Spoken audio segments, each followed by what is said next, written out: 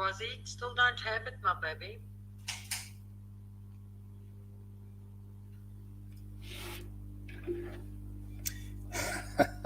So we are live, and I'm still waiting for my guest, Jen Humphrey. We've been having a few technical issues this morning. The invite email that I sent her just doesn't seem to arrive. I've sent it twice now. So we're just going to give a few more minutes and then we are going to reschedule this if we have to, if I don't see her pop up on my screen here. If she doesn't receive it, I'm sure she'll phone me and then we'll just reschedule. But just to give you an insight into what we're going to be talking about today, and we're talking about psilocybin, specifically the Golden Teacher's strain of psilocybin mushroom, also known as the magic mushroom. And it's called magic for a reason, because it's a sacred medicine.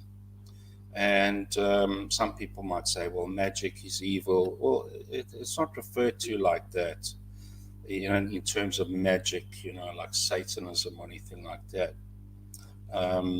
It's termed magic because it brings about incredible, long-lasting results. And psychiatrists worldwide now are recommending psilocybin as there she pops up, as Finally. there we go. Hi, Jen. Hello, good morning. Welcome. Thank I you was very much. I was just telling everybody about psilocybin, which is the main ingredient in the psilocybin mushroom, which Mhm. is the sacred medicine that we use to help people with addictions, depression, anxiety, and trauma, post-traumatic stress disorder.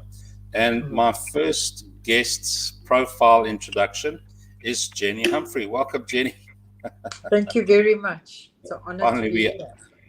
finally we overcame the technical difficulties.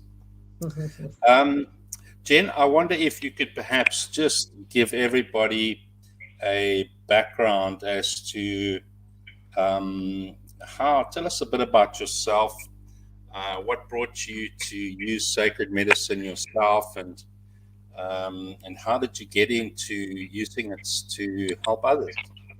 Okay, fantastic. Thank you. Well, basically, my whole life, I was very, very muchly involved religiously with the church. And so for me, I always had a very good, well, what I thought was a good understanding of God. And anyway, as life went through, grew up very, very strictly Afrikaans home, but also very sort of disconnected, a feeling that there's this God, but disconnection. But anyway, as I grew up, I had three children. And I was actually married. I married which I didn't know. Sadly, it was a gentleman that was a drug lord and he was a drug addict. I didn't know that. So I was with him for 6 years. Anyway, from there, I left. So I didn't understand why I had to be part of that, but it was very much part of what I'm doing right now in my life. Later Mm. on in life, what I did was I brought up my children alone. I didn't want to bring in anybody extra. So to give them the best time that I could. And at the age of 28 years old, I had my first nervous breakdown, ended up at an informal Bible school. And there I joined, I started working amongst the African people for 5 years doing full time ministry, which at the time I could not understand why I'm doing this and where I'd ever use it. But it was very, very grounding for the work that I'm doing now. I learned a lot. I learned a lot of just how powerful prayer is on its own. And this is in my life for my own situation. And then I went along, and then later on in life, I actually um, became an interior decorator and designer by trade, and I had my own company for 25 years. But there was always something lacking and missing. And in my family, on my family side, my mom's side specifically, was tremendous mental illness. And I suffered tremendously with terrible, debilitating depression most of my life, even as a child. Didn't understand it, but suffered with it. So I started reaching out and asking God, what heals mental illness? Because there's so much mental illness on, that we're all facing nowadays. Anyway, long story short, left there again, got married again, and again got divorced through certain circumstances, and I really was lost. Hit the bottle quite a bit on my own. My children were in boarding school, so I drank quite a bit for about 2 years. I was very bitter, angry, and twisted. And of course, the mental illness got even worse. And years later, I met the most wonderful man 10 years ago. I met Joe Ribeiro, which is a very, very profound and wonderful human being in my life. I did his hotel, and we decided to become business partners 10 years ago. And he introduced me to psilocybin. And at first I said to him, I don't do drugs. I'm sorry, but I don't do drugs. And he said to me, no, Jen, I've done extensive, I've gone into extensive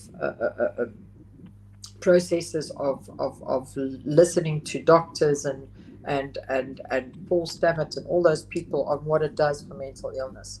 Having said that, I started with him 10 years ago, and he started doing the psilocybin with me. And well, today I look back and I actually have tears in my heart with gratitude towards him for being there for me and taking me onto this journey. I always knew that when I stepped into my senior life, which I have now, I'm 61 years old. I always knew that I wanted to either do an Airbnb at the later stage, but I always knew I wanted to do something to give back to who I understand as God. Some people understand it as the universe, as Great Spirit. It's all one thing at the end of the day. And I have seen and witnessed the most within myself, the most incredible change, and still ongoing because it's a journey.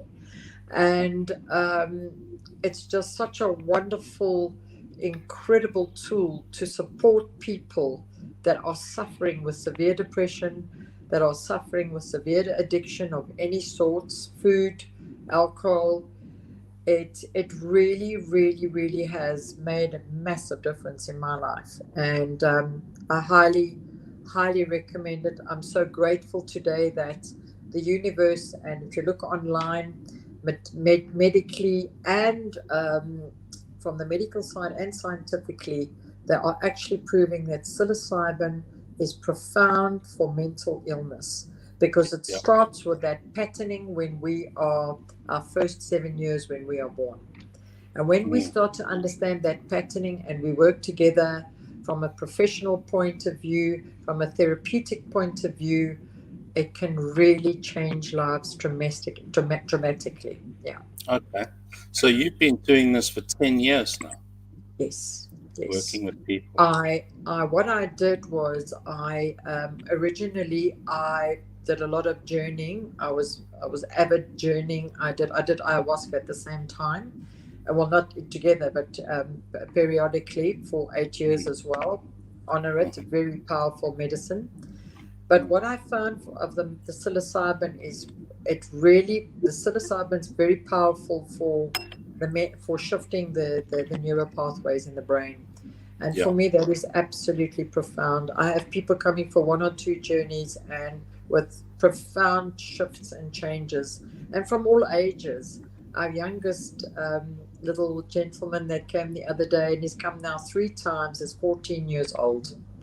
And that's the time that you actually start, you can start giving the adolescents, you can start giving them the mushrooms in small doses from that age. So yes, it's yeah. So I basically journeyed for, I'd say, 2 years, And then I decided, I chatted to beautiful Monica Kromhout, a lady in Cape Town, which everybody knows very well. And Monica said, Jenny, you were meant to do this work. And I've always been involved in humanitarian work or any form of healing work through Mm. the years. And it is just so wonderful that the medicine does the work, and I just give the support, which is so profound. Yeah. Yeah, yeah, yeah. Well, that's amazing. Not to brag, but just to give people an idea. How many people have you worked with over the years, Sure. if you could Very, very, estimate? very, very difficult to say at this stage because I haven't really sat counting, but I, it's been, my it, my it's estimate is been, hundreds. yeah, it has been hundreds. It Yeah, might even go to about, I'd say, yeah, I'd say hundreds. I don't want to be too forward, but yeah. I've done a lot of groups, and Mm. I'm now moving away. Though the people are crying from the groups, I want to go into doing a 5 day retreat where people will come in unconscious and leave completely conscious, where we will Mm. teach them how to integrate properly, Yes, and same. where they will be taught how to be and not do. Yes. So the first thing is their cell phones will be handed over. No one can contact them, and Ooh. um, then we can give them. Yeah, that's going to be a hard one, but that cell phone will be handed in, and then just to really Yeah. integrate people by allowing them to be, because we're running. We all of us are running. We're carrying so much collective stress at the moment, collective Mm. fear at the moment. And one Trauma. of the Yeah. most powerful things that the psilocybin does is it really captures that fear factor. Mm. It Mm. removes that anxiety fear that we're carrying, and it helps Mm. tremendously with focus, especially the microdosing. Yes. Okay. So, Jen, your place is called Fibonacci House and subtitled The Love Sanctuary. And I got to say, every time I've been there, there's an energy there, and I feel so relaxed, and there's such a feeling of love. Um, when I first met you for the first time, I was in a desperate place, and I just experienced love and no judgment and complete acceptance, and that is No. exactly what I needed, right there in that moment. But what is your vision for Fibonacci House, the Love Sanctuary? Look, my vision has always been to be able to, where anyone can arrive, and just by arriving, as you've just explained it, they need to Mm. feel love. Mm. Because, and I'm not talking about the love that people understand nowadays, but feeling love and accepted and seen for, to be seen and heard for who you really are. Yeah. And my dream for it is for those, it's Fibonacci House, it's the Love Sanctuary. There's a bit of a story behind that. I had a pastor who came and couldn't believe. I worked with another young gentleman that was also an addict for many, many years. And he had such a profound shift after we did a one on one. And his pastor was blown away. And I visited in one of his services, and I could see he was very nervous to meet me. And I was very humble with him. And he came, and a friend of his said to him, God's laid it on my heart. We need to ask this lady to give us mushrooms. Now, this man said he wanted nothing to do with mushrooms. Sure. And I said, fine. I gave them two very small doses.